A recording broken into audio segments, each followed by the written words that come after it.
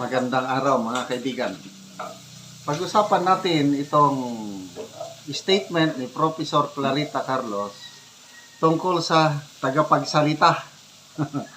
oh, hindi ko na babanggitin sino yung tagapagsalita. Kilala nyo na yung famous Auntie Claire. Ito, Clarita Carlos, 22 minutes ago. Bago lang na post. Mainit-init pa. Sabi niya, atensyon sa tagapagsalita.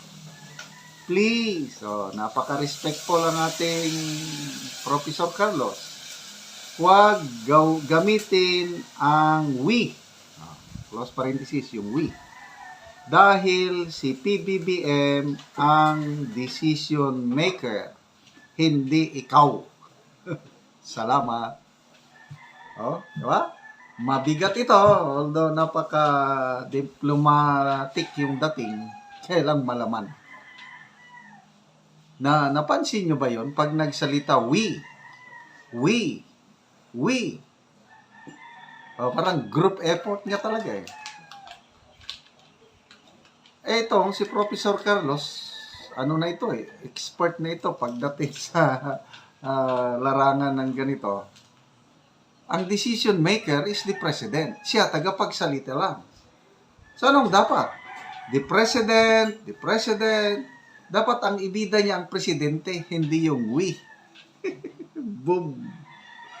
Okay, tignan natin ang people who reacted. Salamat po, Professor Carlos. Follower ako ni Professor Carlos.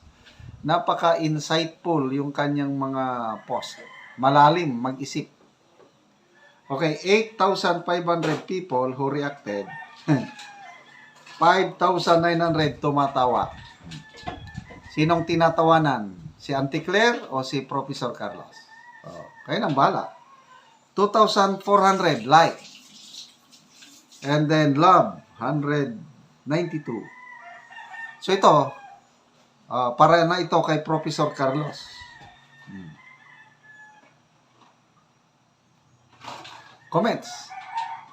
Jeff Mikaya Jipulan. Boom! Tama po kayo, ma'am. Roel Zapanta. Itinanong nga kung anong mensahe ni BBM sa birthday ni PRRD. Siya daw meron.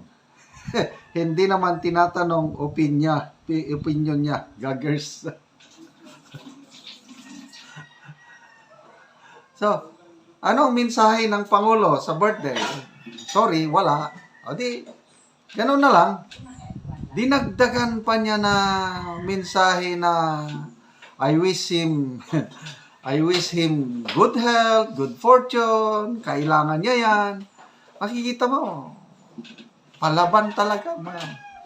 Matindi yung galit niya sa mga Duterte.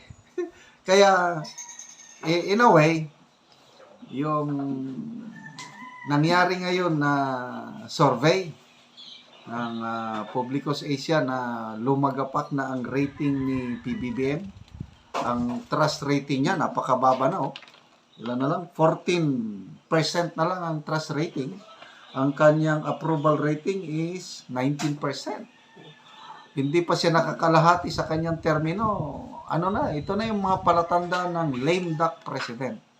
At sabi ng mga DDS, mga comments is, dahil daw yan, pasalamatan natin, good job daw, congratulations kay Auntie Claire. Dahil sa salita ng salita, lalong nababaon ang imahe ng presidente. Kaya tingnan nyo, pati si Professor Carlos, napapansin niya na yung salita ng salita ang tagapagsalita. Tapos, we. So, dapat, sana makaabot ito kay Yusek Claire Castro. Sayang din yung sayang din yung sweldo natin sa kanya. Tayong nagpapasweldo sa kanya. Ang rule niya dyan is, magdala sana ng magagandang mensahe para magkaisa ang bansa. Para magtagumpay ang administrasyong ito. Sabi nga ni Karen Davila, napakagaling itong journalist na ito, na Bakit halos everyday, sabi niya, ang ginagawa niya na lang ng PCO is palagi na lang taga-depensa sa issues, palagi na lang tungkol kay former president. Bakit wala na kayong balita tungkol sa ginagawa ng administrasyon para sa taong bayan, development, economy? Bakit puros na lang? Yun na lang ko na taga-depensa, taga-atake. Ay di, wala talaga. Kate Narciso, sabi niya, my fault, and my great fault. Auntie Claire. Brandon Hoko. Well, ayon sa isang episode ng vlog ni Tagapagsalita, si BBM daw ay maraming advisors. Meaning daw, pag maraming advisors, mahina sa decision making. Kaya, nga naman, baka kasama din siya. Yun. Narinig ko yan, yung vlogger pa siya noon last year. Ang topic niya is tungkol sa bakit inappoint pa yung si Mr. Larry Gadon na presidential advisor on poverty alleviation. Kine-question niya ang credibility. Anong magagawa ng isang Larry Gadon? Bakit ang dami na may advisor na nga tungkol poverty alleviation, di ba? DA, DSWD, DTI, DOLI, yung mga ahensya na yan, ang focus nila is poverty alleviation. So, nagsisilbi silang advisor. Bakit kailangan pa ng isang presidential advisor na sinusildohan ng taong bayan ng napakalaki? Anong magagawa niya? So, yun ang sinasabi niya noon. Binabatikos niya noon ng presidente, ngayon, siya na ang taga-depensa. Maricho Foncardas, sabi niya, the way siya magsalita, parang opinion niya lahat sinasabi. Tapos, parang laging may kaaway. Correct. Minsan ko lang narinig na naging reconciliatory, naging mabait. Anong issue? Yung zero remittance week ng mga OFW, sabi niya na hindi tayo magkalaban, magkakampi tayo, pare-pares tayong mga Pilipino. Wow! Sana palaging ganun.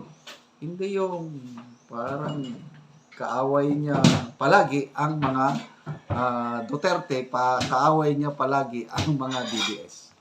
So, salamat, Professor Clarita Carlos, sa inyong reminder. Sana marinig ito o makaabot kay Auntie Claire.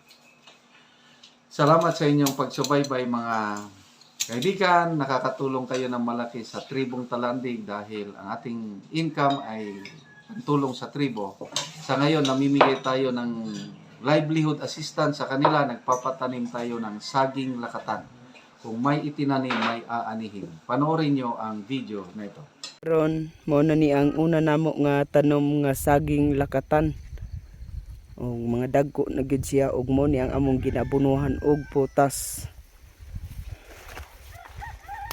Kining mga dagko na.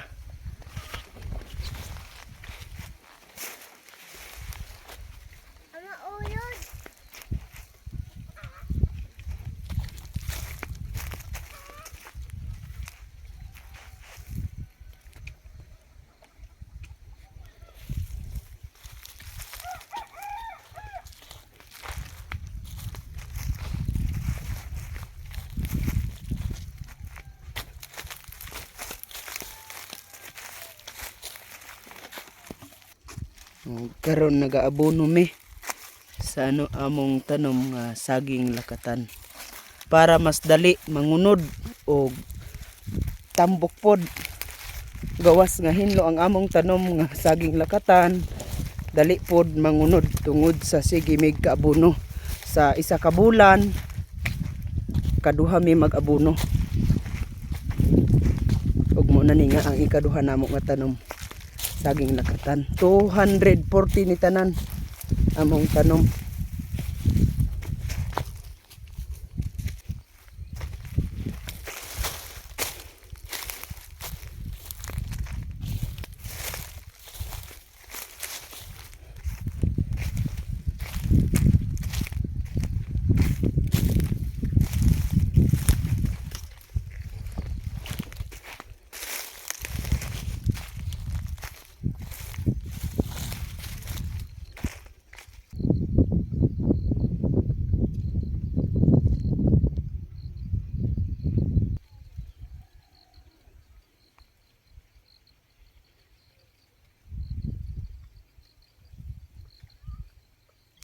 ug mao pod ni ang ikatulo namo nga tanom nga saging lakatan.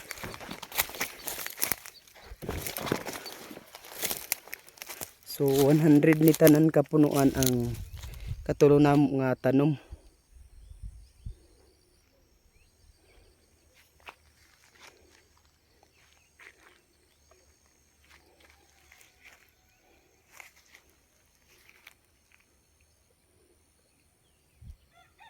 Ug salamat gyud kaayo sa Ginoo ug sa nagatan-aw sa video, sa inyong pagsuporta, pagtabang sa amoa.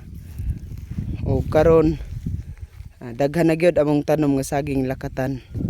Ug salamat sa padayon sa pagsuporta sa abono ug uban pa nga magamit namo sa saging. Ang God bless.